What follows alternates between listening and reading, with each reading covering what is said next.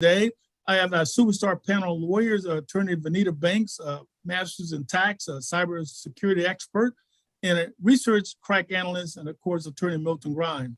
Before we get started today, we have some important subjects to cover, but there are some things, a few announcements I need to make because usually I forget about this. The first one is the First Tee Golf Program. Their phone number is 317-826-7176. The golf program in Indianapolis was started for minority students by the great Senator Glenn Howard back in the 90s. He was able to secure funding from the Lilly Foundation and started a wonderful program. It was named initially, I think, the Calvin Peak Golf Program, then the Lee Elder Golf Program.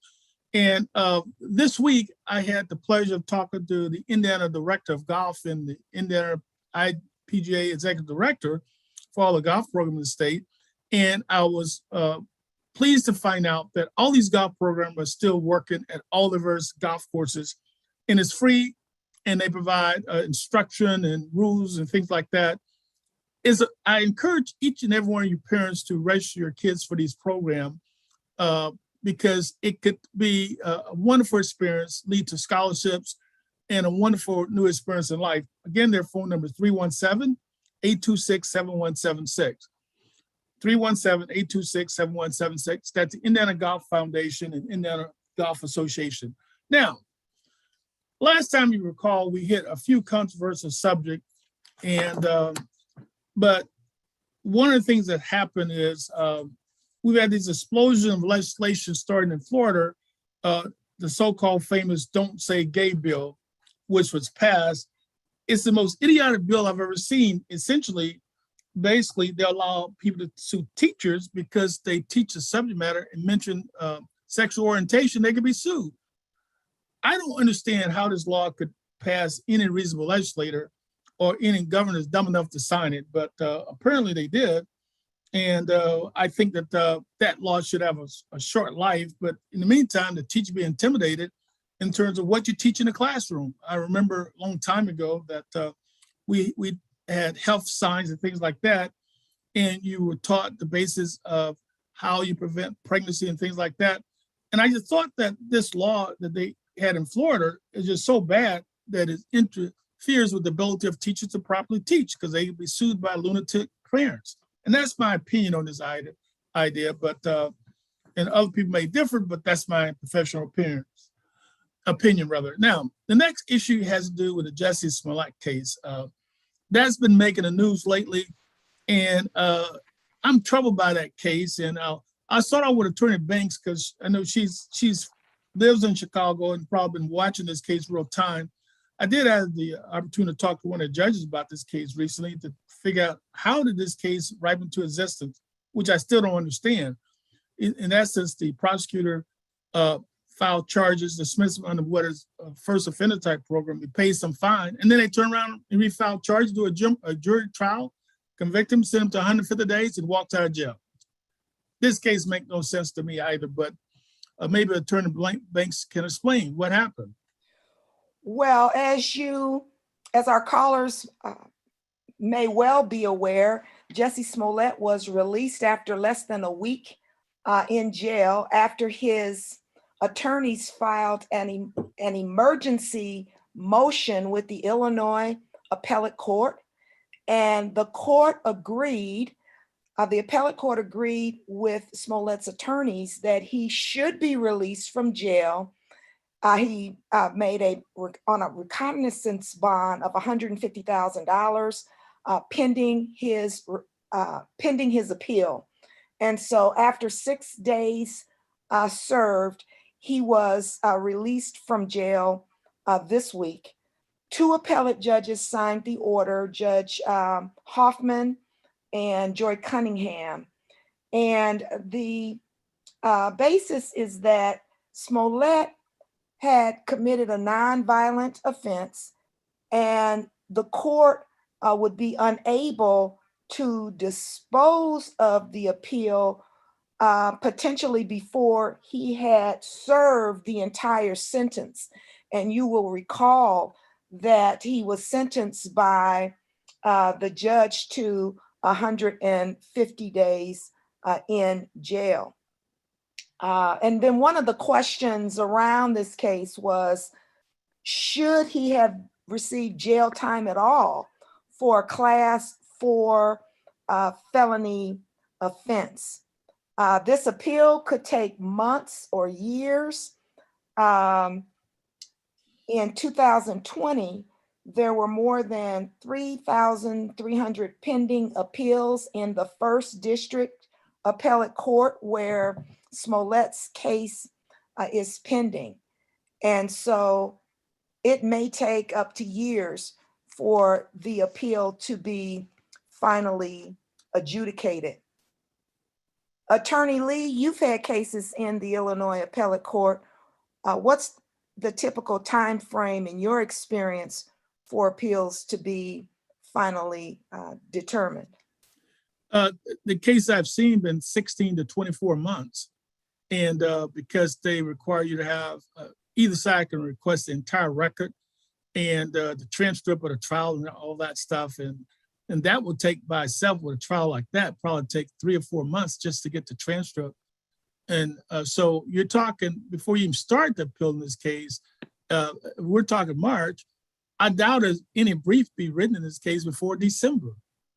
You know, so in other words, the way that process works is that you have to do this really laborious process of getting the trial transcript, and either side say, I want the whole transcript. So that means that you can have the first case where it's dismissed, all the evidential things in that. I'm just thinking to myself, with the pandemic and the backlog of cases, I wouldn't be surprised if the transcript is not available until like October or November of this year. And I'm not an appellate expert, just that I'm just thinking about the steps you have to do. And if that's the case, the briefing we do would want extension to maybe January, February next year.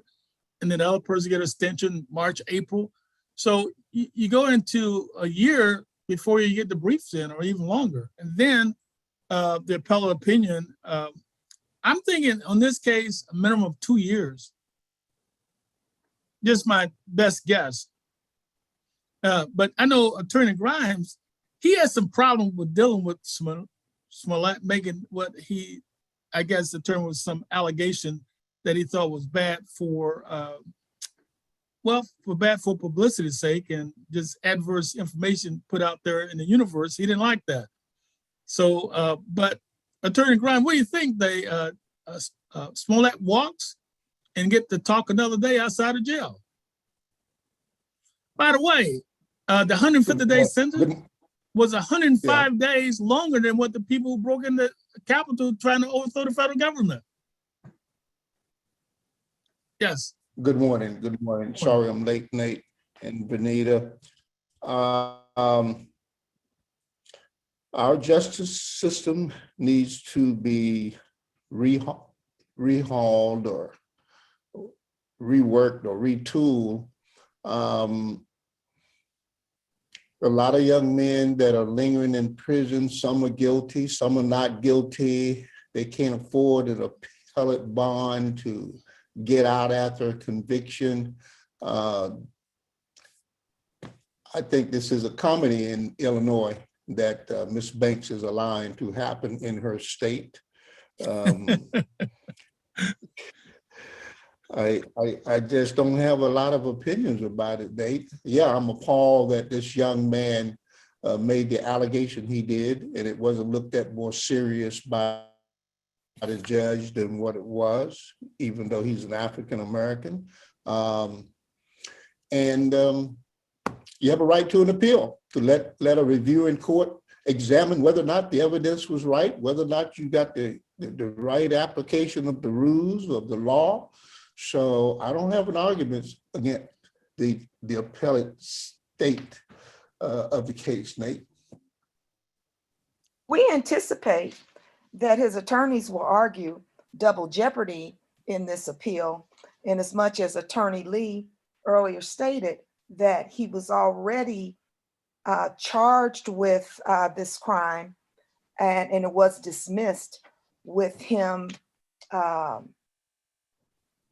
performing community service and paying $10,000. But he didn't have a trial, did he? No, there was no trial. There It's was only- no trial, and that's what the special prosecutor is arguing as well. It's Well, my that he That he understanding it's wasn't not double tried, so there jeopardy. couldn't be double jeopardy. Right. So I don't think that's a strong argument for anyone.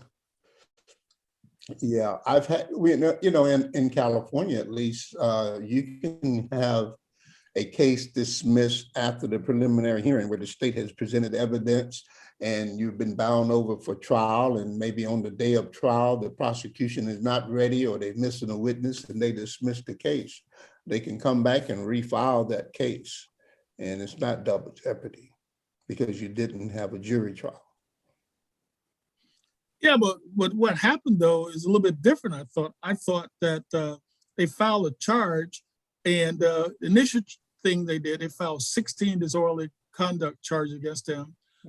He entered into what I thought was a first offender program. I didn't pull a court docket, and then he pays the money as part of that apparently agreement or dismissal, and then there's public outcry by people such as yourself that was upset about this false allegation and alleged false allegation. And then they then had Judge Michael Tuman appointed Dan Webb as special prosecuting case. And so then Webb goes out and move and have a new indictment. But then Attorney Banks pointed out last week that the prosecutor, the prosecutor Kim Fox, criticized this process as a kangaroo prosecution, kangaroo. And so my concern was the cases I've did involving the Chicago police officer, in each of the cases I've dealt with, there were material misrepresentations by the police officer, without a doubt. You know, they altered evidence, they concealed evidence, and I was angry as hell. And even one of the trials I did, they even had a witness mysteriously get transferred to Africa for some special reason the week of the trial that was under subpoena. So I have no, I was just upset because it seemed like that they were just fundamentally dishonest in terms of my dealing with them in terms of litigation. But maybe other people had better experience, but I doubt it because Chicago is one of those cities that leads the nation in police misconduct cases that's filed against them. So having said that, I just thought that was a lot of work, a lot of money spent prosecuting somebody for a victimless crime. I don't know. Others may differ, but I just think that was a fundamentally you may be right in everything you say, Nate. All those I things agree are true with that Kim you Fox. say, but Attorney Grimes, go ahead, please. No, I say all those things you say are true, Nate. But that law that I'm looking at, that I'm thinking about, it says no person shall be tried twice for the same offense. And that's a standard. So all those things they did was not a trial. It may have been an attempt to get the case resolved, but it was not a trial either by court or by jury. And that's the standard. That may be the standard, and you're absolutely right about traditional double jeopardy standards. But as you know, lawyers as civil engineers, let's see what kind of creative and innovative arguments Jesse Smollett's attorneys may mount in this case. And I agree with Kim Fox, who in her op-ed last week stated that the city of Chicago spent millions of dollars to criminally prosecute a hoax where last year there were over 800 murders in Chicago, and that families of more than 50 Black women that have been murdered in Chicago are still awaiting justice. And she also spoke to this trend of prosecutors around the nation being undercut with respect to their discretion and judgment in these types of cases. And, again, after the case is dismissed, then the case is reopened by the special prosecutor appointed Dan Webb to refile the case and then criminally try it again, in effect undercutting the earlier disposition of the case. And again, nonviolent, first offense.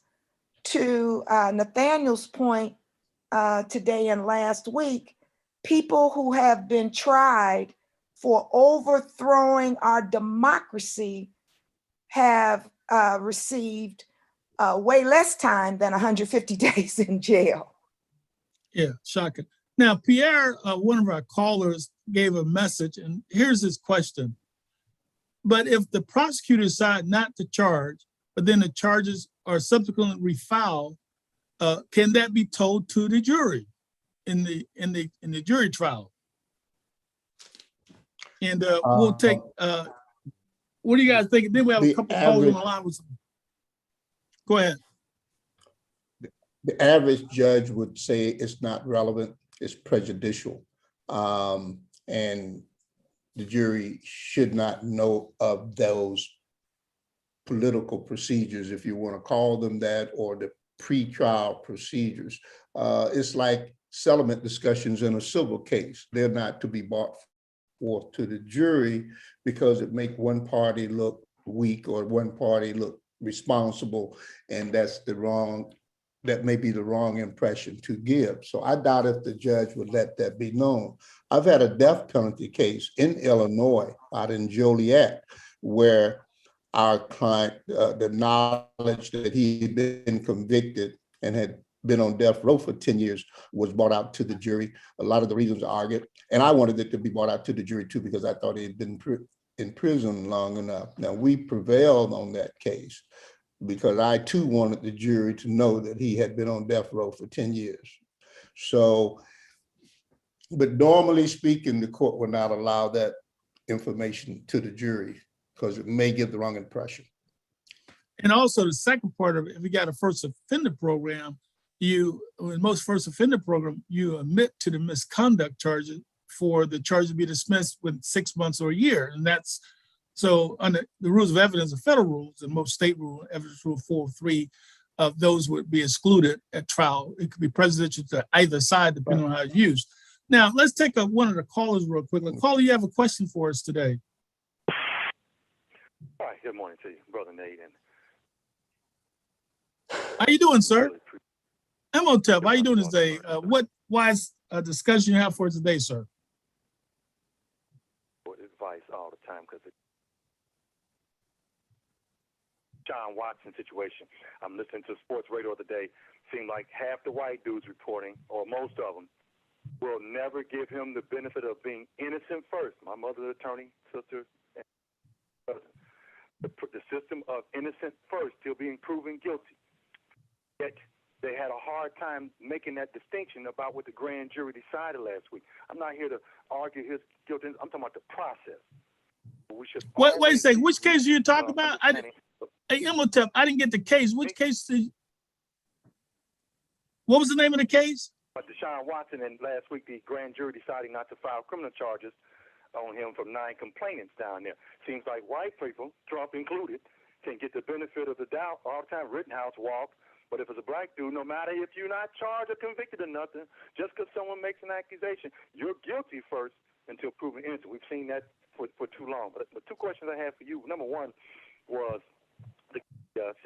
Kim Foxx put another op-ed out yesterday stating that now her office is going to go through and start looking to cut the sentences in the interest of justice of people who've been either given long sentences for minor crimes or crimes that shouldn't, sentences were just unduly done. One guy, just a regular burglary. The woman he burglarized shot him, and he got 60 years. She's trying to cut him and other things. Your opinion of that? And then number two, the situation going on in Mason, Tennessee right now. All black town with the comptroller down there and others, whites trying to take over that city. The legality of what you think about that, I know it's just now getting some traction on mainstream media, but about that for a couple of weeks, what's going on down there in Mason, Tennessee. So your opinion of Kim Foxx still forging ahead and now trying to cut sentences and justice justice. Jesse Smollett shouldn't even be in there. We know that, compared to what white counterparts get. The situation in Mason, Tennessee, about the comptroller and the all Well, black. on the Deshaun Watson matter, he's an African-American quarterback down there in Houston, very popular player, very capable player, who a number of women accused of him trying to get them to do inappropriate massages and touching of him during a massage. You know, he's a well-known individual. He's a high-profile person. So people are going to have various opinions about whether he should have been prosecuted or not, even though the grand jury did not indict. So I don't know, man. I don't know if he's getting all that publicity because he's black or what. But, you know, when you become a high-profile individual, that comes with the territory, whether whether the grand jury prosecute him or not. I'm not up to date with the other matters, though, that this gentleman is talking about. Well, the issue that ripened in the case had to do with massages, right? Where a person, in most of these massages, you undress, undercover, and then people, depending on the type of massage that you undertake, you know, they're different. And I just thought it was kind of a weird type charge because remember the owner of the New England Patriot was actually having a sexual tirade with one of the person in the massage parlor, and they dropped the charges against him for paying for sex. And so I didn't know how this massage thing ended up being a criminal investigation in the first place. Didn't make a lot of sense to me based on the fact that part of their job of the masseuse is to touch various parts of their body, whereby there's an implied consent. But I'm not sure what the allegations were in specific because they didn't make it publicly known. But I was disturbed by the fact that the lawyer went out and solicited these women for representation and got about 20 plus women to come forward. And I was a little bit skeptical of that because that means that somehow he had to probably call these people up. And I like to see how he ended up getting all those women, which means that he had somebody out there soliciting those folks, which I think is unethical in that case for the lawyer to do that. But I don't know all the details, but I was troubled by the fact. But Deshaun Watson now, he signed a mega deal. I saw with the Cleveland Browns for over $200 million for the next 5 years. And so he's moving on. And unfortunately, that would be somebody that our Indianapolis Colts have to compete against. So I guess it's all well for the Sun, but Cleveland look like they're gonna have a monster football team. Now, the next subject that's important is that it's real important. Attorney Banks were upset, and that with the 2 Chicago officers being released in terms of shooting suspect, and she was disturbed by that. Attorney Banks, what was that case that you were talking about earlier? Well, this week, and there's just so much happening in Chicago on a day-to-day, minute-by-minute basis. Cook County State's Attorney Kim Foxx announced no criminal charges against 2 police officers in 2 high-profile cases involving a 13-year-old Adam Toledo and 22-year-old Anthony Alvarez. They were both fatally shot by police officers during foot pursuit chases within days of each other last year. Kim Foxx announced this week that there was insufficient evidence to charge the officers in these deaths, which were captured on video, which showed both of these young people appearing to have guns prior to the shootings. And so she issued renewed calls for police reform. And our earlier caller spoke of her op-ed this week. Her objective is to your point, Attorney Grimes, rewrite the judicial system and reform the judicial system which needs to be done. And some of those reforms were focused on in her op-ed this week. But there renewed calls for reform, as you mentioned, Attorney Lee, of the Chicago Police Department, which for decades has had a reputation for brutality and misconduct. She stated, and it's true, that foot pursuits are dangerous to both officers and suspects. And I was surprised to hear that there is no, and the general public, to your point, Attorney Grimes, I was surprised to hear that there is no clear foot pursuit policy. And I am very interested in hearing from attorneys Lee and Grimes regarding their experience with cases involving these foot pursuit chases. Well, from my standpoint, I've done multiple cases involving shooting by a police officer or suspect, but the cases started with the case of Tennessee versus Garner, and it was a burglar suspect that was shot in the back, an unarmed suspect.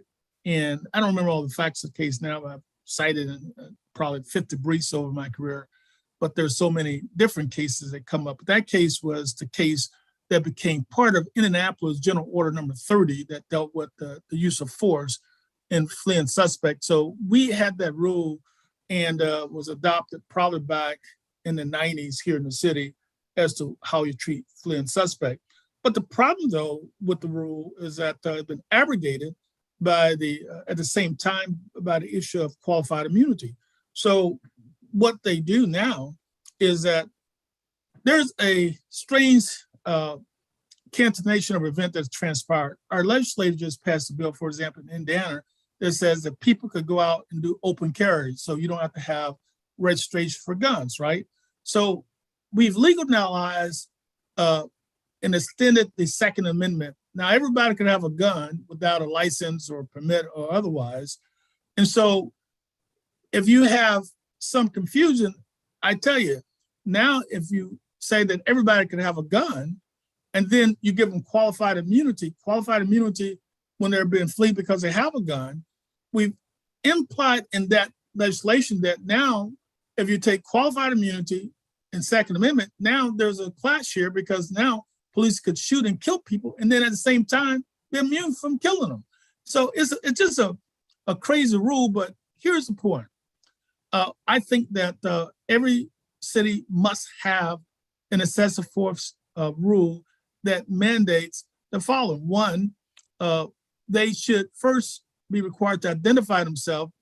Number two, if a suspect is fleeing and not point a gun at anyone, then I think that they should take special precaution to use means to restrain them other than using deadly force. I just think that deadly force should be the last resort in any situation unless it's absolutely necessary to save the life of the officers or some person in the general vicinity or otherwise. Milton? Wow, it's a complicated issue to me because some of the chases involve no threat to life. They think a person is armed, they chase the person, there's nobody in danger, they escalate the danger, they escalate the threat by creating the chase. Sometimes they can back off and apprehend that person on another day. I've had several cases where the police have killed people in an automobile because they wouldn't stop. They implemented a policy by the Sheriff Department of LA County a couple of years ago where the officer has the responsibility to remove himself from the path of, quote, an oncoming vehicle, not just stand his ground and be justified in shooting the driver, because what you've done is unleash a more dangerous element into society, because now you got a dead person or a dying person at the wheel of an automobile that could run over a group of kids crossing the street a block away, or could create more havoc. So the requirement is that the officers step out of the way. They don't always do that. They say, oh, I was struck by the car, therefore I'm justified in shooting the suspect. So it's an ongoing debate and discussion of when does an officer have a right to shoot at a fleeing suspect.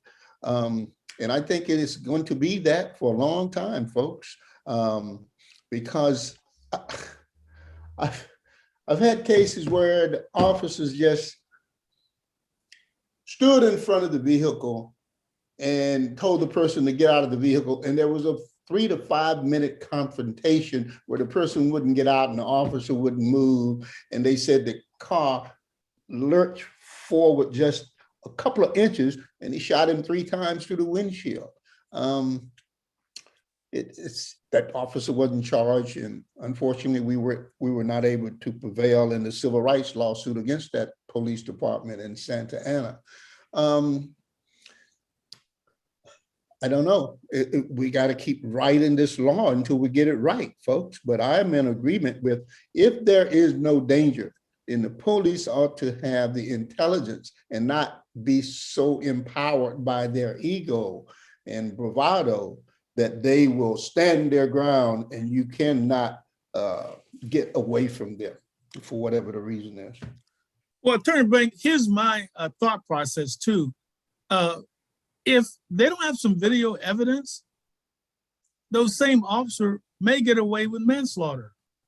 Even if they did improper conduct or misconduct, their coded silence, alteration of facts and evidence oftentimes prevail, in my opinion. So because of that, you may not get criminal justice, but you may not get civil justice either. That's true. Brother Nate. Yes. Brother Nate, even if they have video evidence, those officers may get away with it. I'm sorry. I'm sorry. I was reminded of this Wednesday. I did an interview with CNN regarding the 30th year anniversary of the coming up of the Simi Valley verdict on the 4 officers who beat Rodney King, and how the pain of seeing that verdict or hearing that verdict because they weren't convicted, and how it was a message that Black lives doesn't matter. And have things changed? Unfortunately, there have been no major changes. There have been some small changes, but we're still having the same problem. So got to keep working on it, gang. Hey, Attorney Banks, those people filed wrongful death lawsuits in that case already, do you know? Yes, they have filed wrongful death suits. Civil suits have been filed by the families in both of those cases.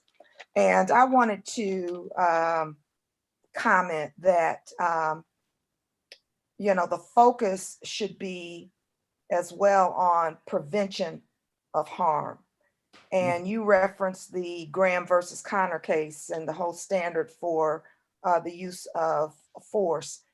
And Attorney Grimes mentioned that there's a debate, as he so eloquently described, the actions must be objectively reasonable. And there's a question as to whether or not that standard should be changed to be excessive force should be used only when necessary to prevent harm to the police officer or to the public.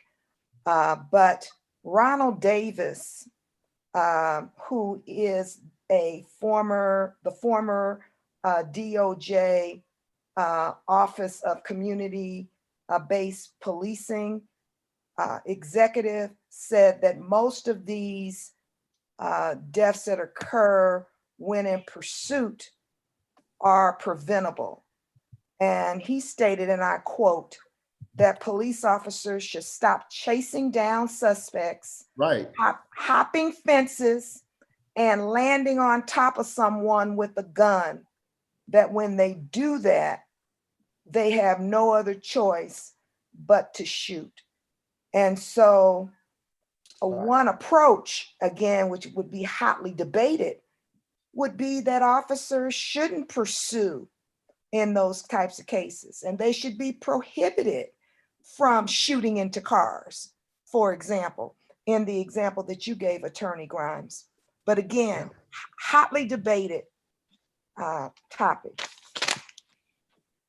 Well, Vanita, go ahead. go ahead. No, No, go ahead.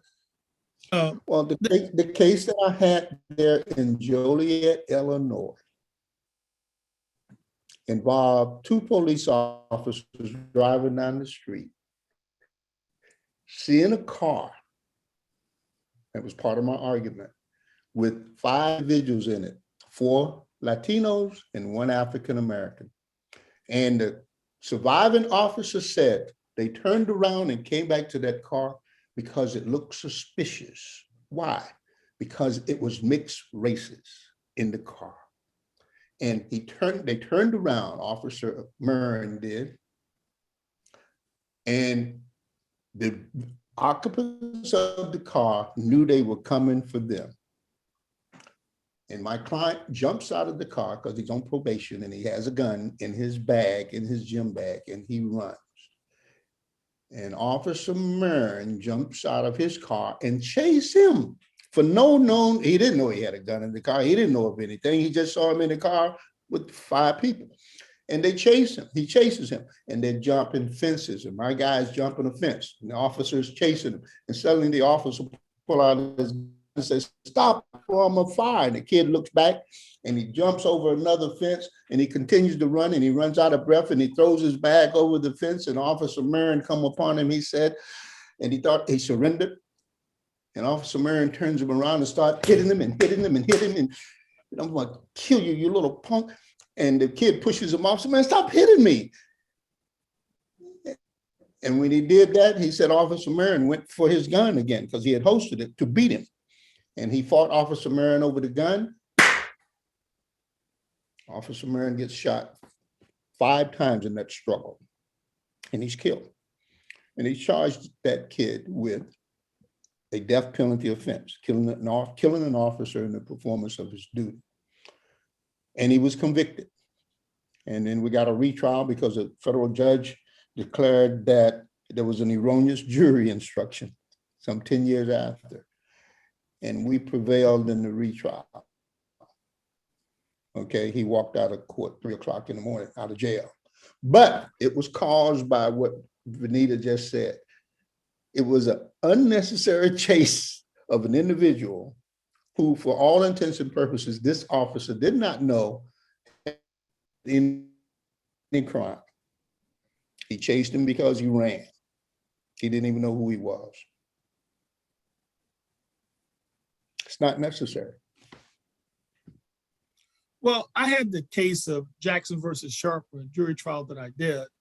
A young man went into a Kmart store and he took some items that cost $15.90. And he was then spotted and somebody told him stop, so he started running. The officer sees this kid running from this store and give chase. Now the kid's got on shorts and a t-shirt, no hat, and tennis shoes. So it was clear he did not have a weapon visually. Nobody ever said that the kid had a weapon. So he chased him. And this young man runs around a building thinking he has escaped, but there is a fence so he turns around, think he's gonna break loose, and he runs into an alcove that closed in. So he gets down on his knees to surrender. After he gets down on his knees, the police officer is almost out of breath, comes in, takes the gun, shoot him in the head, blows his brains out. And they did not charge the officer with a crime. The FBI investigation said no civil rights investigation resulted in no charges or no civil rights violation. Unfortunately, there was something even more terrible happened in the case, more sinister. But here's the thing.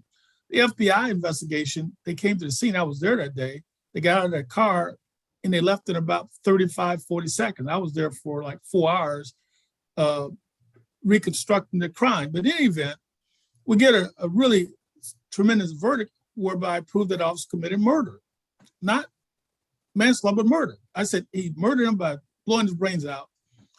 But the issue in the case was that the officer who was found adjudicated committed murder in the civil case got promoted. And that always bothered me. And I saw him later on, he got promoted through the ranks because during the trial, I point out that he'd been in the department 20 years, never got promoted. So right after he murdered this black kid, he got promoted. So the point I'm making is that this excessive force is still a dangerous problem with policing in every community. And I think that as citizens, what we have to do is make sure that we have prosecutors, that local prosecutors that hold them accountable. And a very relevant case was the Breonna Taylor case. That local prosecutor, they should vote him out of office, And so I just think that we have to elect people that represent the best interests of our community. Crime do happen, we know that, but you want the justice system to be fair to everyone, including minorities. And that's my take on the day. But Milton Grimes, there was something that was critical that we have to talk about when policing. That is the famous case of Rodney King. After all these years, that case that you did, it still permeates society today. After more than since the 90s, it's permeated, it was that 30 years ago, and we still have the same problem today that we had back in 1992. What has changed since then? Have we made any progress in this use of excessive force? Well, that verdict came out in February 28th, 29th of 1992 out of Simi Valley. And I was reminded of that pain that I felt in my stomach when I heard that verdict, that these officers were found not guilty, because here we thought we caught the Loch Ness monster that had been so elusive throughout time, where young black men would come into your office, my offices, or Miss Banks, she's not as old as we are, so not Miss Banks, but would come into our office and say, the police beat me and they called me the N-word and I'm on probation and I didn't do this and I didn't do that. And you go, it's your word against 4 or 5 officers, man. We got to make a deal on this because we don't have any evidence. And when finally we have the evidence, and they were found not guilty. So it was an affront to our whole being. But my recent reading, Nate, has enlightened me even more about back in the day during the Civil War, when Black men were fighting for the Union Army and they would surrender in combat because they were overwhelmed in a particular battle, and how they were treated as opposed to how the white soldiers were treated when they surrendered. They were taken not even all the way to the back of the line, but they were brutally executed. They were stabbed through the heart with the bayonet intentionally and shot in the head and left the brains splattered and then mutilated so that the blacks coming along who cleaned up the bodies could see this is what happens when you fight against the white man. We cannot join this Union Army. And they did that to terrorize Black people so they wouldn't fight. And they looked at us as inhuman. I was reading where the white soldiers in the Confederacy was saying how outraged they were that these Black slaves, less than humans, were fighting against them. So they were more brutal towards them than they were the white soldiers, even in a fighting situation. So I'm saying all that to say, man, I got this little homespun theory of DNA ingrained in the white race who believe they are superior to us to this day, many of them who think we are less than human. We don't equal them, and we're not entitled to the same rights they have. And I just see in the eyes of police officers and in my observation of their behavior towards us and their attitude towards us, Nate, there's this innate racism and hatred almost, especially of Black men, that we somehow still have not overcome. There's too many people who feel this way towards us, who influence others. And so I had to say that. So getting back to the Rodney King verdict, we're still fighting that war. But I went over to Simi Valley when the George Floyd case came about a couple of months after, and there was a protest march over there. I said, I'm going to this one because I want to see, I've never been to Simi Valley, even though it's right down the road from where I am. But I don't go to Simi Valley because it is the police haven. It is the police retirement haven. I have been in business over there. I'm not fooled. So I decided, me and this other lawyer that I do cases with, a young Jewish lawyer, he's a tall guy, crazier than hell, but we decided to go over there that Saturday in March with our two daughters. And the Mayor Pro Temp had said, we should spray and welcome the marchers with a sewage truck and spray them with the sewage water. That's what he stated that in the media. And sure enough, we get out, and there's a group of young white men who said, we support the police, we support the police. And up and down the street, these cars are running and blowing horns, and we were relegated to the sidewalk to do the march. And I'm going, why did I bring my daughter to this stuff to make jump off, and I can't protect her? I'm crazy. And as we marched along, the people who were in the cars blowing the horn, and I thought initially were protesting, were saying, Black Lives Matter. And these are white people.